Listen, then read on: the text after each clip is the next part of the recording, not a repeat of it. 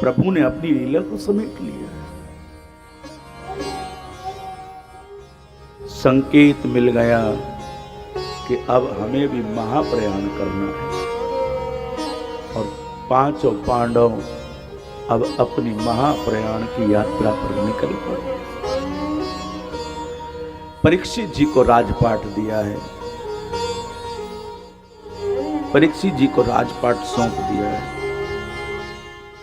अर्जुन ने एक बात युधिष्ठिर को, जिसे कहते हैं कि भैया मुझे आज बात समझ में आई है। युधिष्ठिर ने पूछा क्या अर्जुन, क्या समझ में आया?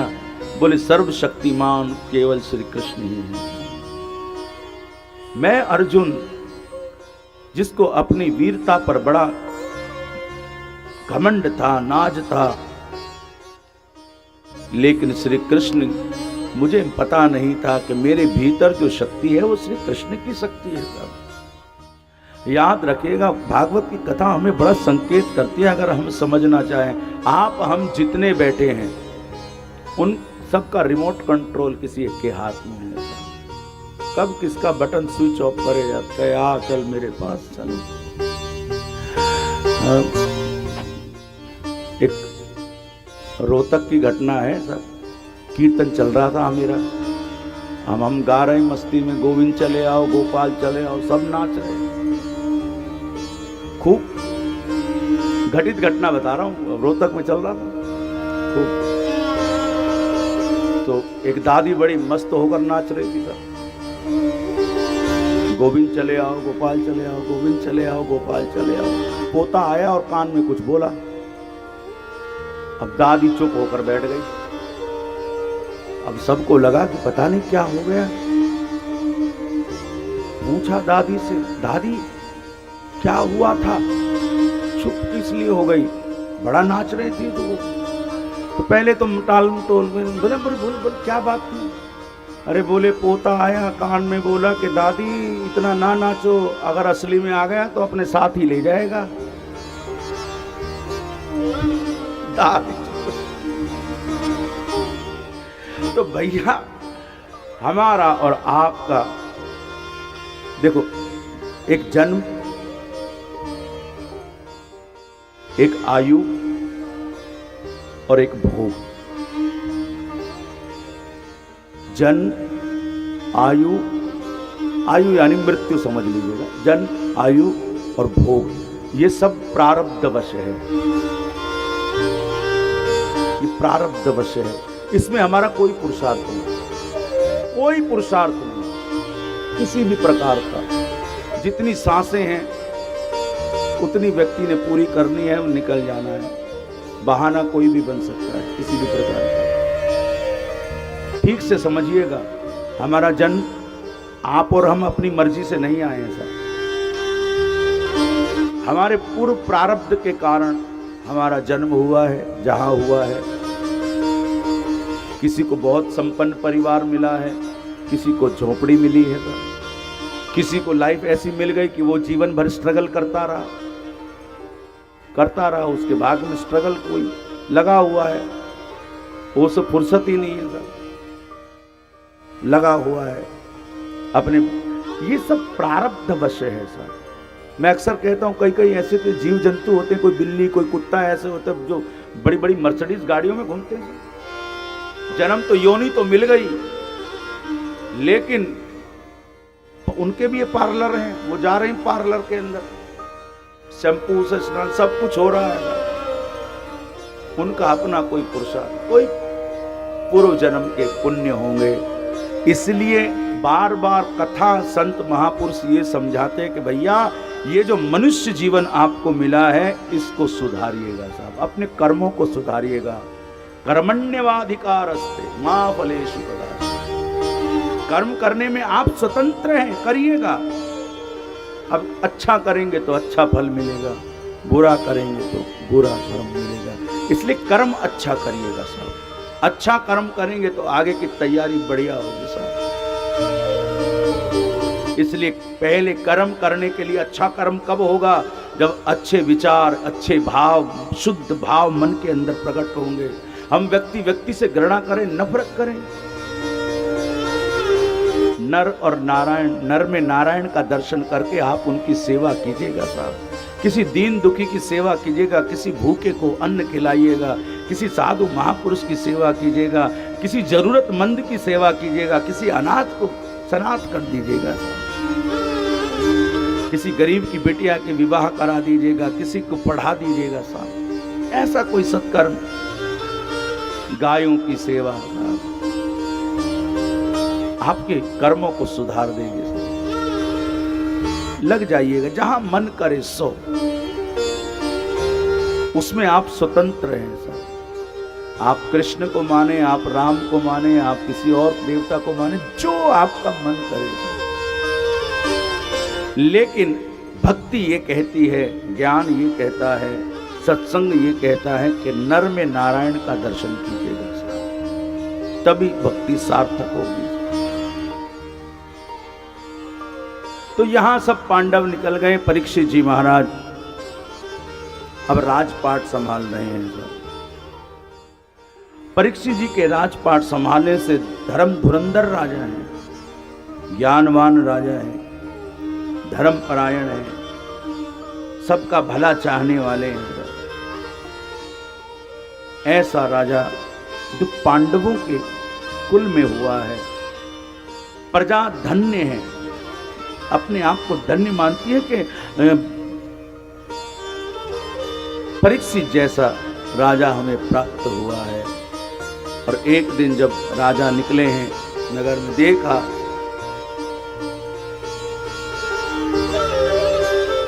पृथ्वी के रूप में गाय है,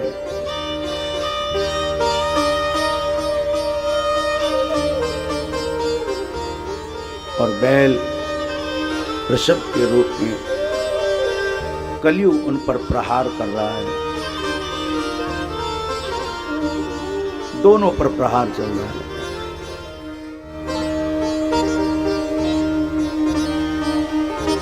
राजा को देखते ही प्रार्थना करी, आप बचाइएगा। जब धर्म की हानि हो, क्षति हो, धर्म जब किसी से ग्रस्त हो जाए, तब पुकार उठती है, यदा यदा हि धर्मस्य ग्लानिर्भवति भारत अभ्युत्थानम् अधर्मस्य तदात्मानं सृजाम्यहम्। जब जब धर्म की हानि, आज धर्म कलयुग प्रहार कर रहा है धर्म पर। पृथ्वी के रूप में गाय राजा परीक्षित को देखकर गुहार करी, और परीक्षित जी ने कलयुग को बड़ा लताड़ा है। कलयुग ने क्षमा प्रार्थना की है, लेकिन कुछ रहने के स्थान परीक्षित जी से मांगे हैं। राजा ने 4 स्थान दिए। पहले दिया है ध्रुव, जुए में कलयुग का वास हो, मद्यपान, शराब पीना, स्त्री संग, और चौथा हिंसा। चारों में कलयुग का वास। लेकिन कलयुग ने फिर कहा कि मुझे कोई एक स्थान और प्रदान करो, तो स्वर्ण, सोना, सोने के अंदर कलयुग है।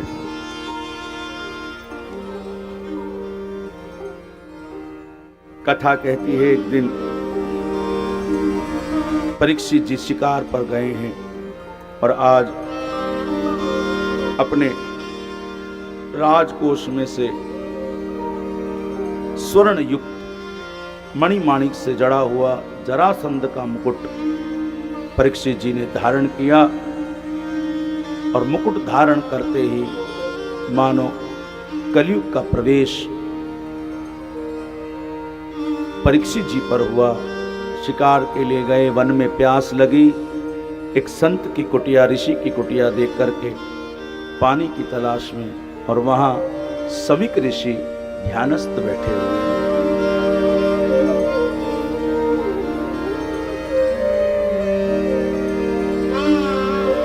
समिक ऋषि को आभास ही नहीं है कि कोई उनकी कुटिया में आया है। राजा ने सोचा कि इस ऋषि ने मेरा अनादर किया। पास में ही एक मरा हुआ सांप था, उस सर्प को बाण से उठाकर ऋषि के गले में डाल दिया। और ये समाचार जब समिक ऋषि के पुत्र श्रृंगी को पता लगा तो उस समय श्रृंगी ने तत्क्षण श्राप दे दिया कि आज से ठीक 7वें दिन तक्षक नाग परीक्षित को डस लेगा। मैंने कल भी आपको कहा कि जिस समय समिक ऋषि को पता लगा कि उनके पुत्र श्रृंगी ने परीक्षित जी को श्राप दिया तो उनको डांटा फटकारा कि तुमने कोई अच्छा काम नहीं किया।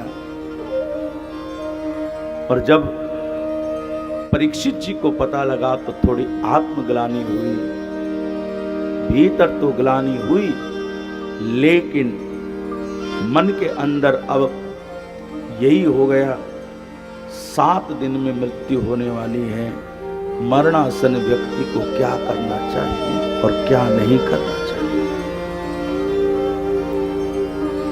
मन के अंदर 2 प्रश्न कि मरणासन व्यक्ति को क्या करना चाहिए और मनुष्य मात्र को अपने जीवन में क्या करना है क्या नहीं करना चाहिए। प्रश्नों का उत्तर लेकिन कौन जवाब दे साहब, सेटिस्फैक्शन नहीं है। मन के भीतर सब कुछ छोड़ करके गंगा किनारे आकर के बैठ गए हैं और गंगा किनारे आकर के बैठ गए सब प्रजा, बड़े बड़े साधु महापुरुषों की सभा। और कहते हैं तत्क्षण उसी क्षण सुखदेव जी का आगमन वहां हो रहा है और पूरी सभा खड़े होकर के सुखदेव जी का जय जयकार कर रही है। बोलिए सुखदेव जी महाराज की जय। सुखदेव जी ने कहा राजन परेशान होने की जरूरत नहीं, जवाब हम देंगे। और फिर सुखदेव जी ने श्रीमद् भागवत की जो गंगा बहाई है परीक्षित जी का उद्धार कर दिया। सुखदेव जी कथा सुना रहे हैं, श्रवण परीक्षित जी कर रहे हैं, परीक्षित जी का उद्धार हुआ है। जिस उद्धार को देखकर ब्रह्मा जी भी भ्रमित हो गए थे कि परीक्षित का उद्धार मात्र केवल श्रवण से। ऐसी ये पावन कथा जो श्रवण मात्र से हमारा कल्याण कर देती है। परीक्षित जी के प्रश्नों का सुंदर उत्तर सुखदेव जी ने देना प्रारंभ किया है भागवत के स्वरूप में। सुत जी सौनक ऋषियों को सब वृत्तांत सुना रहे हैं। चतुर्श्लोकी भागवत जो भगवान ने ब्रह्मा जी को कही, फिर आगे श्रीमद् भागवत के द्वितीय स्कंद में भागवत के 10 लक्षण और उसमें से एक जो है आश्रय, एक कथा में उस पर पूरा 7 दिन उसी पर आश्रय पर कि हम भगवान के आश्रय में आ जाएंगे, उनके चरणार बिंदों का आश्रय ले जाएंगे और भगवान के चरण कमलों का आश्रय लेंगे तो हम समझिएगा कि माया के जाल से हम बचे रहेंगे। एक बड़ी सुंदर पंक्ति में हर कथा में लगभग कीर्तन में कहता हूं, सूखी मीन, मीन कहते हैं मछली को, सूखी मीन जहां नीर अगाधा, जहां पानी बहुत है मछली वहां सूखी है। सूखी मीन जहां नीर अगाधा, जो हरि शरण न एकऊं बाधा। देखो अगर आप लोग कभी गए हो, किसी ने मछली कभी पकड़ी हो या कैसे हो, या किसी मछली पकड़ने वाले को देखा हो, तो मछली पकड़ने वाला लंबा जाल डालता है। वो जब जाल डालता है तो जितनी मछुआरे से दूर जो मछली होती है उसके जाल में फंस जाती है, लेकिन वो मछली बच जाती है जो मछुआरे के पैर के पास रहती है, पांव के पास, वो कभी नहीं फंसती। फंसता वो है जो दूर है, जो भगवान से दूर चला गया वही माया के जाल में फंसने वाला है, और जो भगवान की शरण में आ गया वो कभी माया के जाल में फंसेगा ही नहीं। तो ये माया जाल के अंदर व्यक्ति फंसता कब है? जब वो भगवान से दूर चला जाता है। सुखी मीन जहानीर अगाधा, जो हरि शरण न एकं वार। आगे तीसरा स्कंद प्रारंभ होता है, जहां महात्मा विदुर का चरित्र है कि जिस समय भगवान दूत बन करके आए और दुर्योधन ने भगवान का अपमान किया, भगवान वहां से निकल पड़े। अब जब कोई व्यक्ति नाराज होकर क्रोध में आवेश में चला जाए, बड़ी दिक्कत हो जाती है। सभा भगवान सभा छोड़कर चले गए तो धृतराष्ट्र घबरा गया। तो धृतराष्ट्र ने विदुर जी को बुलाया। आप क्या कहते हो? आपको हमें क्या करना चाहिए? विदुर जी ने कहा कि आप पुत्र मोह में अंधे तो हैं ही, लेकिन पुत्र मोह में और अंधे हो गए हैं। और विदुर जी ने धृतराष्ट्र को लताड़ा। इतने में दुर्योधन आ गया था। और दुर्योधन ने जब विदुर की बातों को सुना तो उसको दासी पुत्र कह करके कहा कि जाओ, इस हस्तिनापुर को छोड़ करके चले जाओ। और जैसे ही दुर्योधन ने दासी पुत्र कह करके इस हस्तिनापुर को छोड़ दो, विदुर ने एक शब्द नहीं कहा और अपने धनुष को हस्तिनापुर की दहलीज पर रखा और छोड़ करके तीर्थ यात्रा पर निकल गए। विदुर जी अपने आप में संत हैं।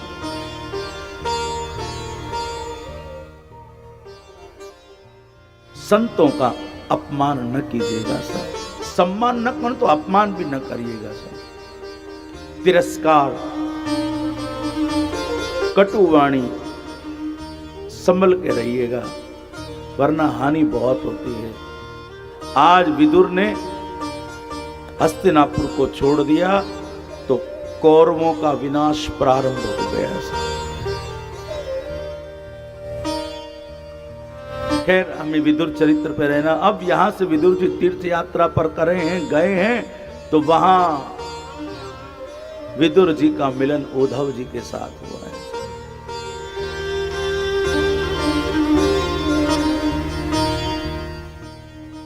परस्पर दोनों का मिलन हुआ। प्रेमी से प्रेमी मिले, ज्ञानी से ज्ञानी मिले। विदुर जी और उद्धव जी बड़े ज्ञान में परिपक्व हैं, प्रेम से भरे हुए हैं। और जब मिले और जब उद्धव जी ने भगवान के स्वधाम की लीला कही तो विदुर जी के नेत्र भर आए। क्या कह रहे हैं आप, भगवान स्वधाम? लेकिन विदुर जी एक बात कहूं, जब भगवान स्वधाम की लीला कर रहे थे, भगवान जा रहे थे तो भगवान ने आपको याद किया, स्मरण किया। जब विदुर जी ने यह सुना कि भगवान ने जाते समय मेरा स्मरण किया, सच उद्धव जी आप सच कह रहे हैं? हाँ, मैं सच कह रहा हूं। और न केवल याद किया विदुर जी, भगवान ने आपके लिए भागवत धर्म का उपदेश भी दिया है। मेरे लिए भागवत धर्म का उपदेश? हाँ, अब सुनाओ मुझे, सुनाओ। पकड़कर हाथ पकड़ लिया। तब उद्धव जी ने कहा कि मैं आपको वो भागवत धर्म का उपदेश देने का अधिकारी नहीं हूं, तो कौन देगा मुझे वो उपदेश, भगवान का भागवत धर्म का संदेश? तब उद्धव जी ने कहा, विदुर जी, मैत्रेय जी आपको भागवत धर्म का उपदेश देंगे, आप मैत्रेय जी के पास जाइएगा। बस अब तो मैत्रेय जी ही नजर आ रहे हैं। प्रणाम करके विदुर जी मैत्रेय ऋषि की तरफ बढ़ रहे। और जब मैत्रेय ऋषि के यहां जाकर के प्रणाम किया, तब मैत्रेय जी ने बड़ा स्वागत किया है विदुर जी का। मैं आपको जानता हूं, आप ब्रह्मा जी के मानस पुत्र हैं। मैं दासी पुत्र नहीं, आप मानस पुत्र हैं। और तब यहां मैत्रेय जी विदुर जी को भागवत धर्म का उपदेश दे रहे हैं, प्रारंभ हो रहे हैं। सृष्टि क्रम का वर्णन मैत्रेय जी विदुर जी को सुना रहे हैं। हिरणाक्ष और हिरण्यकश्यपु के जन्म की कथा। कश्यप की पत्नी दिति के पुत्र हैं हिरणाक्ष और हिरण्यकश्यप। हिरणाक्ष का वध भगवान ने 12 अवतार लेकर के किया है और आगे आएगा हिरण्यकश्यपु का प्रसंग जो भगवान ने नरसिंह अवतार लेकर के किया है। आगे कथा में भगवान कपिल का चरित्र है जहां देवभूति माता है।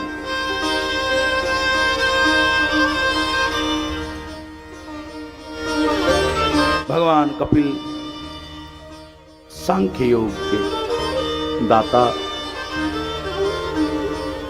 योग और प्रेम का संयोग, प्रेम युक्त ज्ञान है।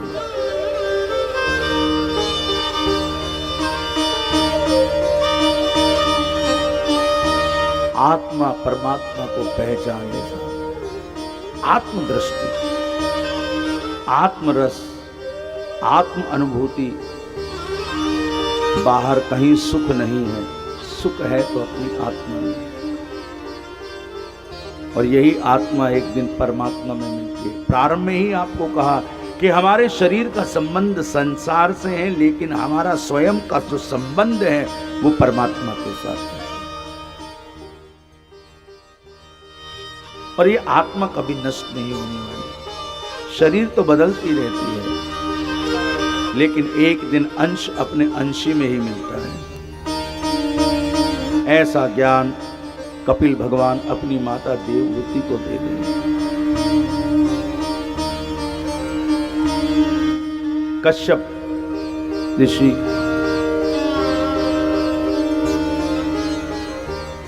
जिनके 2 पुत्र हिरणाक्ष और हिरण्यकश्यपु, भगवान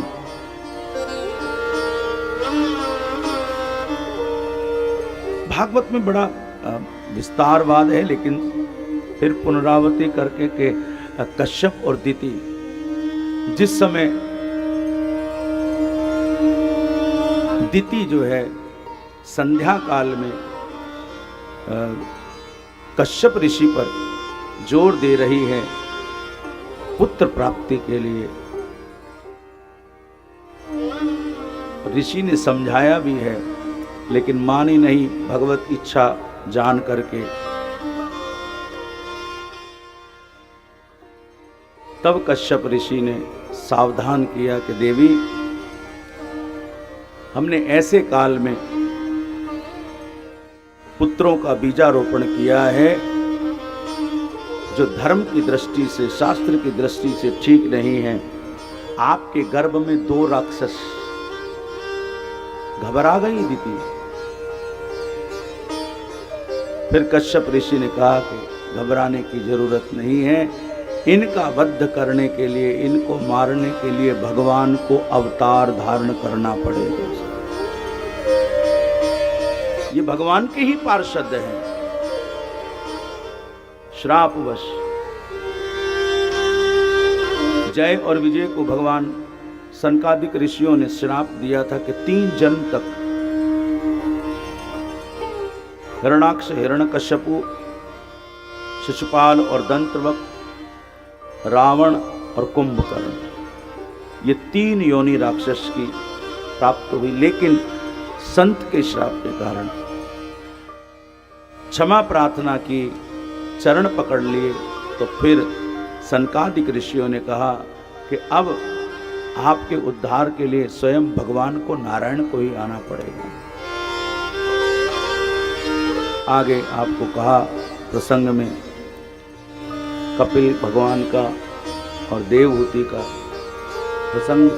आगे चतुर्स्कंद के अंदर भगवान महादेव पधार रहे हैं। आइए एक बार भाव से बोलिए शंकर भगवान की जय।